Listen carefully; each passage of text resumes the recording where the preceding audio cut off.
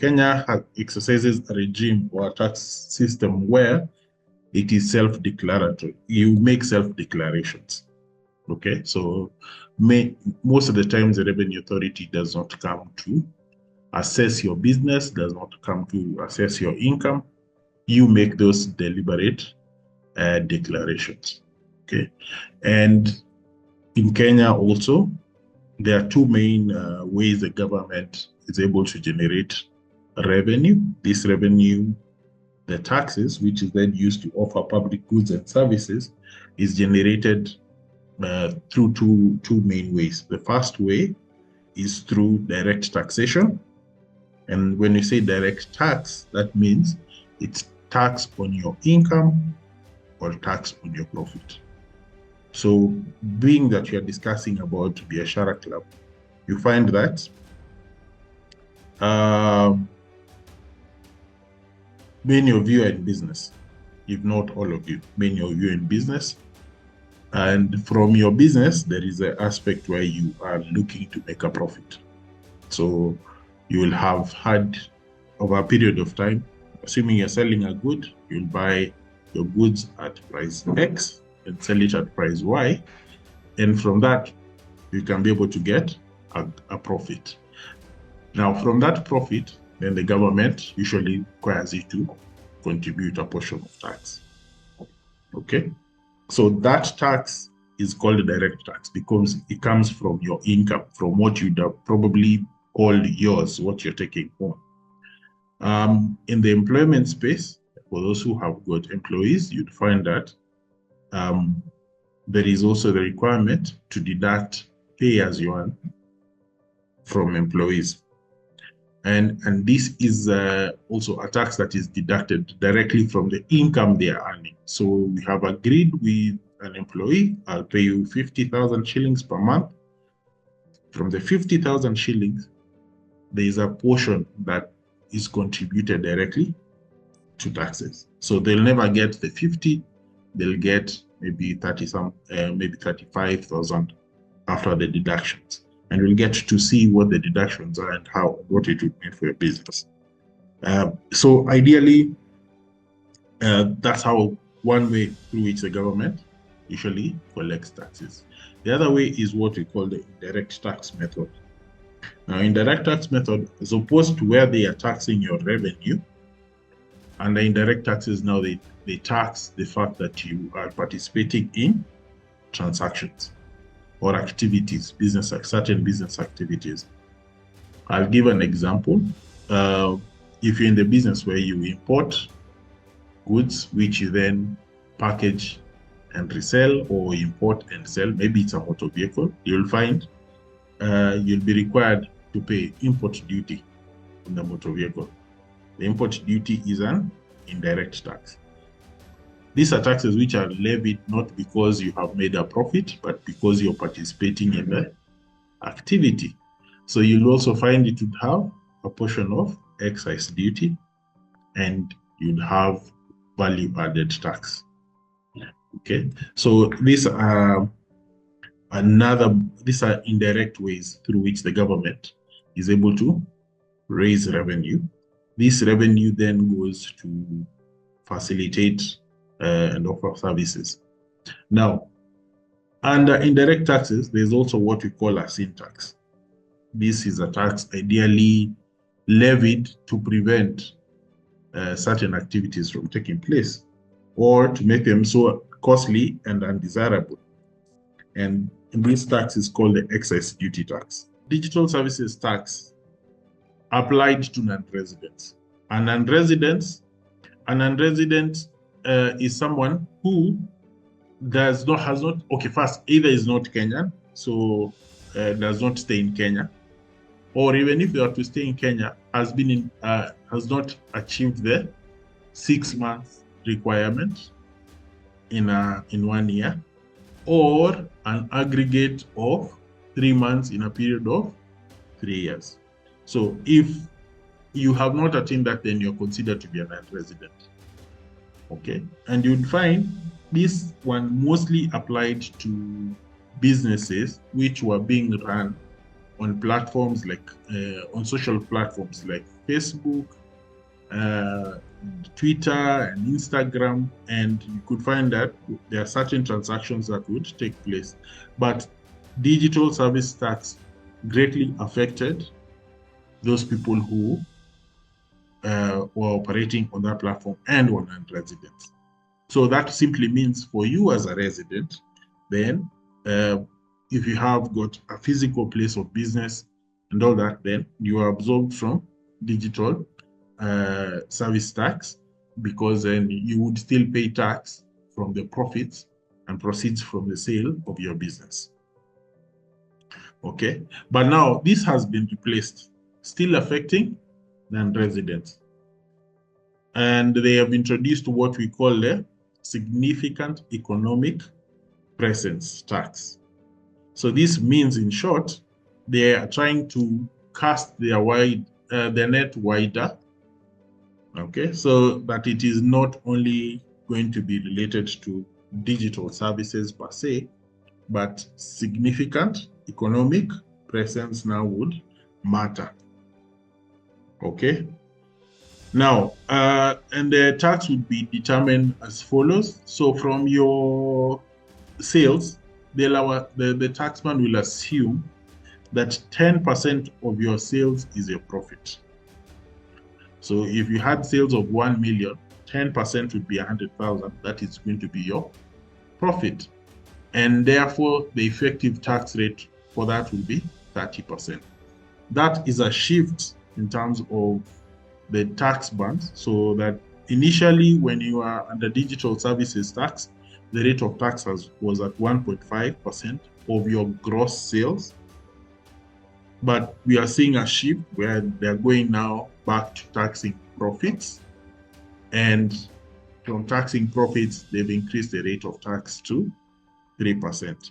And you will also note largely, and this is also an effect to probably also align this particular tax procedure with what the provisions of the Income Tax Act, because the Income Tax Act talks about taxation of business profits. So under digital services tax, they were taxing your sales and not your profits. And so that was creating an issue. It was creating a legal issue as to what the basis of that tax would be. But now, since they're taxing your profits, they deem a profit and then tax it, then they are ideally deemed to be covered. Another change which has come in is a minimum top-up tax. But again, this affects multinationals. So you could be having a permanent establishment in Kenya. By being a permanent establishment, I mean an significant economic presence. You could be having an office, you could be having a premises through which you carry out your activities and carry on your businesses. Or you could even be fully registered in Kenya, but you are forming part of a multinational company. And so there is a question then of the minimum top-up tax. So that then the idea is to ensure that whatever tax you will pay will not be on less than 15% of will not be less than 15% of your profits. Because what you've seen in the past is efforts to move profits from countries which tax highly to countries which have got lower tax rates.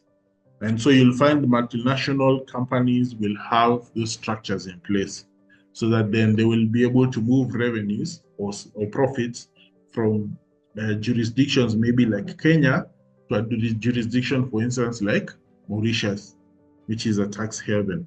So what is now coming into play is that the taxman will be looking at what was your revenue over that period, and they'll ensure that bare minimum 15% will be subject to tax in Kenya. terms of implementation timeline and transition provisions, a lot of these things took effect on the 27th of December. Now, as part of tax policy and that kind of discussion which is taking place, there is an effort to try and either reduce the number of finance bill managements and rather tax amendments in order to create a stable environment for businesses to be able to thrive. And we are seeing that discussion even at the level of it, not just the ministry, now even at the level of the Kenya Revenue Authority. And we know the government has brought in the tax policy framework and things like that to be able to assist in creating like a clear plan so that anyone carrying out business in Kenya can be able to project into the future. But we are likely then to see a lot more changes similar to this, because whereas we were waiting for the finance bill, and we actually hope that no amendments will be made until now, June this year, we saw the tax amendment bill come in between and take effect at a very odd time, by the 27th of December. So you find that then creates a challenge. So it's important that you are aware about what is happening around tax, and you take into account those transitional periods and compliance deadlines. So for instance, filing income tax returns, the deadline for individuals is by the 30th day of June. For companies, it's 6 months after your business year end. When you're discussing about now compliance with pay-as-you-earn, for instance, is by the 9th of every month. Filing your VAT returns is by the 20th of each month. Same to withholding. Withholding tax has to be remitted within 5 days of deduction. So when you're deducting, you made remitted payment and you deducted from the person receiving the payment, you have 5-day window to have remitted the amount. So there are those things which you need to be fully aware, and especially whenever they are discussing about changes in tax law, so that then you're always on the cutting edge and you're winning. All right. Now, the tax exemption ensures the following minimums. That first, the first 150,000 shillings you earn in a month is tax-free. Okay. So the first 150,000 you earn in a month will be tax-free. The other thing is that where you'll be needing to buy equipment, and you'll get an allowable deduction of 50,000 per month to make sure that you're able to get that equipment and things like that. Where you need maybe to make some importations, being a person living with disability and given that exemption certificate, then you can be able to bring in certain items exempt from taxes, including a motor vehicle, which has been adjusted to suit you. So there are those benefits that persons living with disability could ride on, and so you should be able to consider that as an option just in case you are affected. Another question is, so what is the essence of deducting the withholding tax if you have to deduct from the tax payable? Now, the whole idea, when the government prepares budgets, it does not have the money. Right now, we are preparing the budget for the financial year 2025-2026. And we are talking about 4 trillion shillings. We don't have the 4 trillion. Okay. So when they are asked, how will you fund this? How will you fund this budget? These are some of the measures. So withholding tax makes money available to them, and they don't have to wait until the end of the financial year. Okay. Because money keeps flowing. There are other advance payments, like when you take a commercial vehicle for inspection, there's an amount you pay, which is called advance tax. That money goes to sort out that. When you are doing installment taxes is where after year 1 of your running your business, you find that you made a profit. So the government anticipates that in year 2, you'll also make a profit. And instead of waiting until the end of the year to collect, they want to start collecting early. Yeah. So what do they say? Every 4th, 6th, 9th, and 12th month after your year end, you make a portion of payment, a quarter of 110% of last year's profit. So if last year's profit, for instance, was 100,000, in next year they anticipate your business will get 110,000. So divide that 110 by 4, that's 27,500. You will pay that amount over a period of time. Okay, so the whole idea is to fund government, fund government activities. That is why even pay as you earn is not, you pay it as you go, as in every month you pay. Whereas even how the law has been structured is to cover the annual side of things.